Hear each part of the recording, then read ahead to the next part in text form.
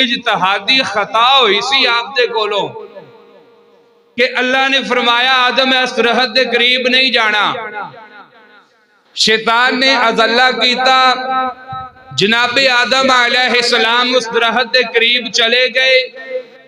अल्लाह ने फरमाया ऐ आदम मैं क्या सी ना दरख्त के करीब नहीं जाना, तू दरख्त के करीब टुर गया, लिहाजा जन्नत साडी विचों दोवे निकल जाओ।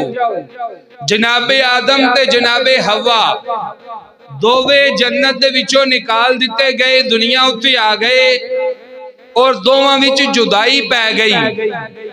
हुण जदों जुदाई पई, जन्नत दियां आला आला नेमतां वेख चुके सन, जन्नत दियां बहारां वेख चुके सन, किवें दुनिया ते दिल लगदा।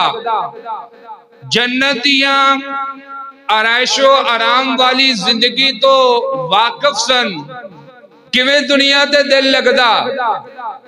दोवे माई ते बाबा आदम ते माई हवा एक दिन नहीं, दो दिन नहीं, 4 दिन नहीं, बल्कि 300 साल अल्लाह दी बारगाह चर्ज करते रहे, या अल्लाह असी अपने आप ते जुल्म कर बैठे हां, या अल्लाह असी अपनी जान ते जुल्म कीता, सानू माफ कर दे, साडे ते रहम फरमा। अगर तू माफ ना कीता, साडे ते रहम ना कीता, तो असी खुसारा उठाने वालियां विचों हो जावांगे, असी नुकसान उठाने वालियां विचों हो जावांगे, व जिन्हां ने नुकसान उठाया उन्हां विचों हो जाएंगे। ते असी मेरे भाई 5 मिनट नहीं अल्लाह दी बारगाह च हाजिर होकर दुआ कर सकते कि अल्लाह सानू माफ कर दे। ते ख्वाहिश की है कि मरिए ते जन्नत टुर जाइए, ते इजतिहादी खता सी। इहदे बावजूद हजरत आदम अलैहिस्सलाम 300 साल की करते रहे, अल्लाह कोलों बख्शिश दी दुआ मंगते रहे, बख्शिश दी दुआ। है भी नबी ने, इजतिहादी खता है, 300 साल अल्लाह दी बारगाह चाहते रहे, या अल्लाह मैनू माफ कर दे, या अल्लाह मेरे उत्ते रहम कर। अगर तू मेरे ते रहम ना कीता, अगर तू मेरे ते रहम ना कीता, अगर तू मैनू माफ ना कीता, लनकूनन्ना मिनल खासिरीन, मैं नुकसान उठाने वाले विचों हो जावांगा। ज़हन च ख्याल आया कि 300 साल हो गए ने, अल्लाह कोलों मैं माफी मंगना पिया इजतिहादी खता दी कि या अल्लाह मेरे ते रहम फरमा, मैं अपनी जान उत्ते जुल्म कीता है, या अल्लाह मैनू माफी दे दे, या अल्लाह मेरे ते रहम फरमा, या अल्लाह माफ कर दे, या अल्लाह मेरे ते रहम फरमा। 300 साल हो गए ने, अल्लाह मेरी सुनदा ते है मनदा नहीं। ये भी जुमले गलत ने कि अल्लाह फलाने दी सुन लैंदा है ते पता नहीं कदों वेला आवेगा रब मेरी भी सुनेगा। अल्लाह जदों जी सुन लैंदा है ते किस्मत बदल देंदा है। ये जुमले गलत ने। अल्लाह सुनदा सारियां दी, सुनदा सारियां दी, तवज्जो किसे किसे अल देंदा है, रहम किसे किसे ते करदा है।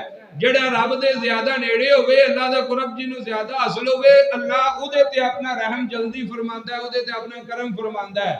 ये नहीं कि अल्लाह दा मतलब ते हो गया वाह अल्लाह सुन लेगा ते तकदीर बदल जाएगी, अल्लाह पता नहीं मेरी कदों सुनेगा, अल्लाह ने फलाने दी सुन लईए, अल्लाह ने फलाने दी बाह फड़ लईए, अल्लाह मेरी बाह पता नहीं कदन फड़ेगा। ये सारे गलत जुमले ने।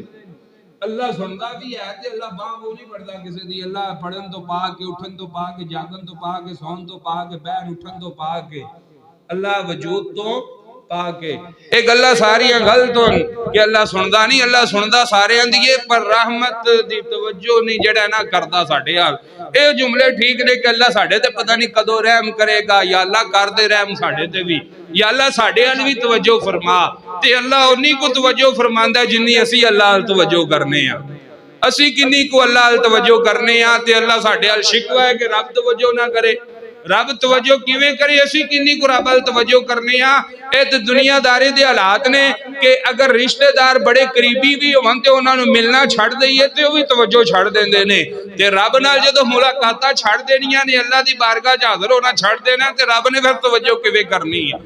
तो हजरत आदम दे ज़हन च ख्याल आया कि 300 साल हो गया मैनू अल्लाह दे हाँ یہ گل کردے ہیں کہ یا اللہ میرے تے رحم فرما، یا اللہ میں اپنی جان تے ظلم کیتا مینوں معافی دے دے، لیکن توجہ رب نہیں فرماندا پیا تے ذہن چ خیال آیا کیوں نہ میں اس ہستی دا وسیلہ پا کے چیک کراں جس ہستی دا نامے نامی اسم گرامی اللہ نے اپنے نام دے نال لکھیا ہویا وے، کیوں نہ میں اس ہستی دا وسیلہ پاواں جس ہستی دا نام اللہ نے اپنے نام دے نال لکھیا ہے۔ ذہن چ خیال آیا کہ جدو رب نے پیدا مینوں کیتا ہے میرے وچ روح ڈالی ہے، میریاں اکھاں کھلیاں تے میری عرش دے کناریاں اتے نظر پئی تے کی ویناما عرش دے کناریاں دے اتے خالق کائنات دا نامے نامی اسم گرامی جتھے جتھے بھی لکھے ہویا وے اوتھے اوتھے ایک نام ہے۔ حضرت آدم نے سوچیا یقیناً عرش تے کنگریاں تے اللہ نے اپنے نام دے نال جس دا نام لکھیا وے او اللہ نو بڑا محبوب ہوئے گا کہ جدا نام اللہ نے اپنے نام تو جدا کوئی نہیں رکھیا۔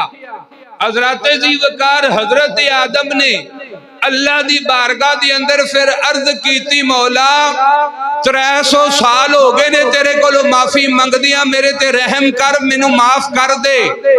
مولا تو توجہ نہیں کرتا پیا، میں تینوں اس نام دا وسیلہ دے کے عرض کرنا جڑا نا تو اپنے نام دے نال عرش تے کنگریاں تے لکھیا ہویا وے جناب محمد صلی اللہ علیہ وسلم میرے رحم کر نام محمد دا صدقہ۔ اے زبان وچوں جملے نکلن دی دیر سی کہ یا اللہ نام محمد دا صدقہ میرے تے رحم فرما۔ خالق کائنات نے فرمایا اے آدم جس نام دا وسیلہ دے کے میرے کو معافی منگ دے پیا جا میں اس نام دے صدقے تیری اس خطا نو معاف فرما دیتا وے، اس خطا دے صدقے اس نام دے صدقے تیری خطا نو معاف کر دیتا۔ تو میرے بھائیو حضرت آدم نے صرف نام دا وسیلہ پیش کیتا، آج حضور دنیا اتے آئے کوئی نہیں تے اسی اس نبی دے امتیاں جس نبی دا وسیلہ جس نبی دے نام دا وسیلہ آدم پیش کرن تے رب خطا معاف فرما دیندے۔ اسی اس نبی دے امتیاں اسی کدے غور ہی نہیں کیتا، اگنور کر دینے ہیں، اسی کدے اپنے آپ نو سیانیاں ہی کوئی نہیں، پہچانیاں ہی کوئی نہیں کہ اسی امتی کی دیاں، اسی اس نبی دے امتیاں جی دی خاطر اللہ نے کائنات نو پیدا فرمایا وے، اسی اس نبی دے امتیاں جنہ مقام دے کے سارے نبیان دا او محمد سردار ہے، اسی اس نبی دے امتیاں جڑا اشارہ کرے تے جن دو ٹوٹے ہو جاندہ وے، اسی اس نبی دے امتیاں جڑا غارہ بچ جا کے ساڑھی خاطر روندہ رہا ہے، اسی اس نبی دے امتیاں جڑا پیدا ہوندیاں سار ساڑھی بخشش دیاں دعاواں کردہ رہا ہے،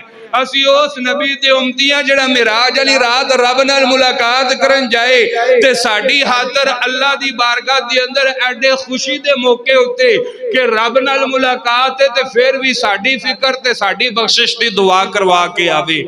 اسی کدے پہچانیاں نہیں کہ اسی امتی کے دیاں، اگر نبی اس نا دا وسیلہ دے کے اللہ کو لو دعا کرن جڑی 300 سال دعا قبول نہیں ہوئی تے اللہ اس دی خطا اجتہادی خطا آدم دی معاف کر دیندہ ہے صرف نا دا صدقہ تے اسی تے اس نبی دے امتیاں پھر یقیناً اگر اسی امتی ہونے دا حق میں تے کدے کدے دعا کرنا نا تے میں بھی کہہ دینا کہ یا اللہ تینوں نہ دعاواں دا صدقہ سانو تے منگن دا چاج کو نہیں نا سانو تے دعا منگن دا طریقہ کو نہیں ہوندہ یا اللہ اونا دعاواں والو ویہ لے جڑیاں محمد مصطفیٰ نے منگیاں ساڑھی خاطر یا اللہ اونا دعاواں توجہ کر جڑیاں ساڑھے واسطے نبی پاک نے منگیاں نے تے مولا خطا معاف فرما دے۔